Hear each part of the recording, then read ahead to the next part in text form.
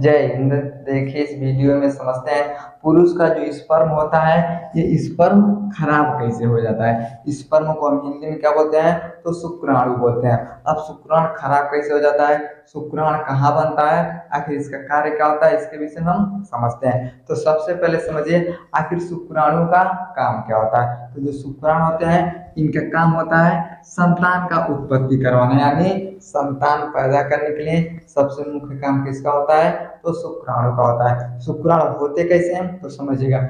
इस तरह से क्या होता है तो शुक्राणु होता है, उसमें क्या होता है इस तरह से एक मुंड होता है और पूंछ होता है। इस तरह से क्या होता है शुक्राणु का बनावट होता है। लेकिन इसमें भी कई भाग में क्या होता है शुक्राणु बटे होते हैं। जैसे यहाँ पे मान लीजिए अग्रभाग, ये मध्य भाग और ये पश्च, यानी तीन भाग में क्या होता है तो शुक्राणु बटा होता है। तो यही शुक्राणु क्या करता है संतान का उत्पत्ति करवाता है। अब उत्पत्ति कैसे करवाता है तो संभोग के माध्यम से। जैसे मेल और फीमेल क्या करते हैं संभोग करते हैं।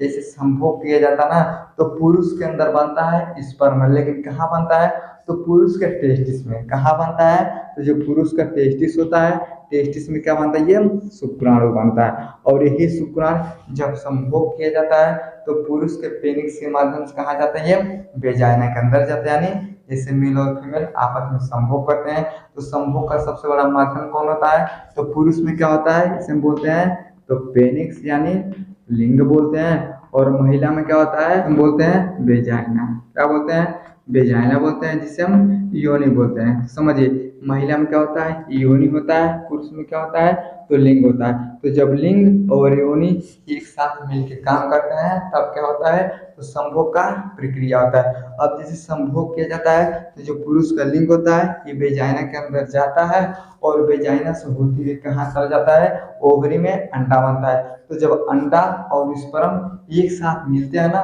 तब जाके क्या होता है एक संतान का उत्पत्ति होता है। यानी स्पर्म का काम होता है संतान का उत्पत्ति करवाना। समझ में गया। लेकिन आप सोचिए जो संतान को उत्पत्ति करवा रहा है अगर यही बेचारा खराब हो जाएगा, यही खत्म हो जाएगा तो संसार कैसे चलेगा। यानी संसार में कोई भी संतान पैदा नहीं ले सकता है। लेकिन हम लोग क्या करते हैं अपने आप से ही अपने शुक्राणु को क्या कर देते हैं खराब कर देते हैं। अब जब खराब हो जाता है तो दोष देते हैं भगवान को, हमारे नसीब में कोई बच्चा नहीं था इसलिए हमारे पास कोई संतान नहीं आया।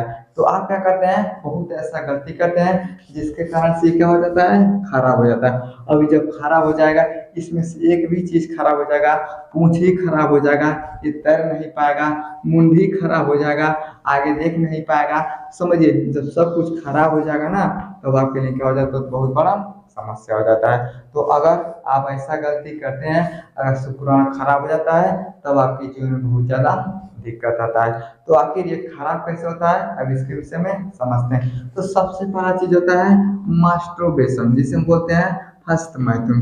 अब हस्तमैथुन क्या होता है अपने वीर का पतन कराना। पुरुष क्या करता है अपने पेनिस से पकड़ता है और वहां से क्या करता है वीर का पतन करवाता है, यानी वीर नाश करवाता है। अब जब बहुत ज्यादा ऐसा नहीं होता है कि आप 2 दिन 3 दिन करेंगे ये शुक्राणु खराब हो जाएगा, ऐसा नहीं होता है। 5 से 10 साल लगता है तब क्या होता है ये खराब होता है। तो जितना ज्यादा हम मास्टरबेशन करेंगे उतना ही जल्दी क्या होता है ये खराब होने लगता है। अब ऐसा नहीं है कि रहबा नहीं करेगा, रहेगा लेकिन कमजोर हो जाएगा। अब जब कमजोर हो जाएगा संतान की उत्पत्ति नहीं कर पाएगा तो समझिए आपका स्पर्म क्या हो जाता है खराब हो जाता है। तो अगर आप बहुत ज्यादा हस्तमैथुन करते हैं, जैसे एक महीने में आप 30 बार नहीं करते हैं बल्कि 50 बार 60 बार 70 बार कर देते हैं। करना कितना चाहिए तो एक महीने में आप कर सकते हैं 6 से 8 बार, यानी एक हफ्ते में आप 2 बार मास्टरबेशन कर सकते हैं। लेकिन आप क्या करते हैं एक हफ्ते में 2 बार नहीं 20 बार कर देते हैं, 25 बार करते हैं, 30 बार करते हैं। अगर इस तरह से आप करते हैं ना तो साल में 2 साल में 3 साल में 4 साल में क्या होता है ये धीरे धीरे बेचारा कमजोर हो जाता है और पतला हो जाता है। अब जब पतला हो जाएगा तब पता चलेगा आपको शीघ्र पतन नाम का बीमारी हो जाएगा। तो इस तरह से धीरे धीरे करके क्या होता है स्पर्म खराब होने लगता है।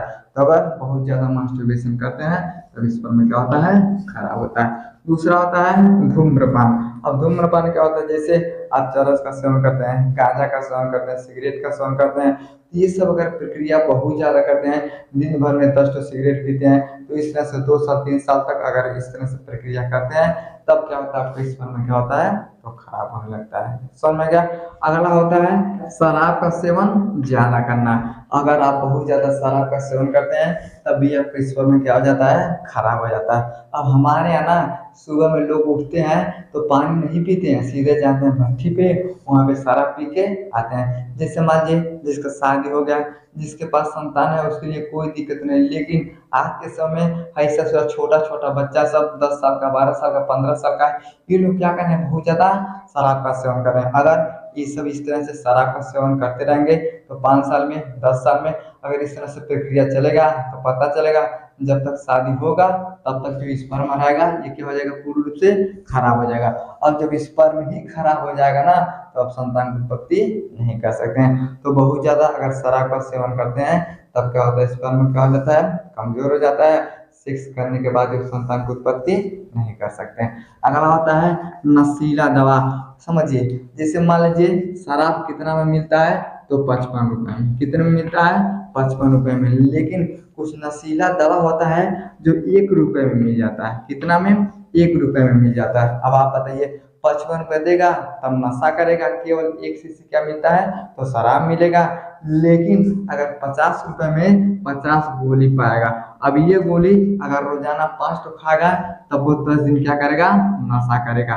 अब समझिए 55 रुपए में 1 घंटे के अंदर नशा उतर गया, लेकिन 55 रुपए में अगर दवाई किनेगा तो 10 दिन खाएगा, क्या करेगा 10 दिन खाएगा। तो कुछ ऐसा नशीला दवा होता है जिससे आप खाएंगे ना क्या होता है आपको नशा लग जाता है। तो इस तरह से अगर दवा का भी आप सेवन करते हैं नशा के लिए तब भी क्या होता है स्पर्म आपका खराब होने लगता है। समझ में गया। अगला होता है लंबे समय तक तनाव। आप किसी भी चीज को लेके आप बहुत ज्यादा टेंशन में रहते हैं, परिवार को लेके, घर के लेके, अपने आप को लेके, शुक्राणु को लेके, संतान का उत्पत्ति नहीं कर पा रहे हैं। जैसे आपका शादी हो गया, आप 2 दिन 10 दिन संभोग करते हैं, लेकिन आप चाहते हैं कि जल्दी जल्दी संतान हो जाए, 1 साल 2 साल नहीं होता है, तब आपको क्या हो जाता है बहुत ज्यादा तनाव होता है। तो तनाव होने के कारण भी क्या होता है स्पर्म कमजोर हो जाता है। तो बहुत ज्यादा अगर लंबे समय तक आप तनाव में रहते हैं तो स्पर्म खराब हो सकता है। अगला होता है मोटापा।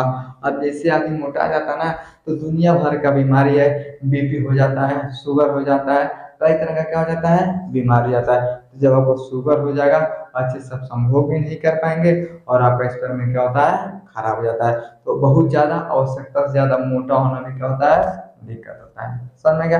अगला होता है हार्मोन्स असंतुलित। तो सारा खेल हमारे शरीर में किसका होता है तो हार्मोन्स का ही होता है। अगर हमारे शरीर में एक भी हार्मोन्स में दिक्कत हो जाता है ना तब पूरे शरीर में क्या हो जाता है दिक्कत हो जाता है। उसी तरह से अगर खराब स्पर्म हो रहा है तो हो सकता है आपके शरीर में हार्मोन में दिक्कत हो रहा है, हार्मोन्स में दिक्कत होने के कारण आपका जो स्पर्म है ये खराब हो सकता है।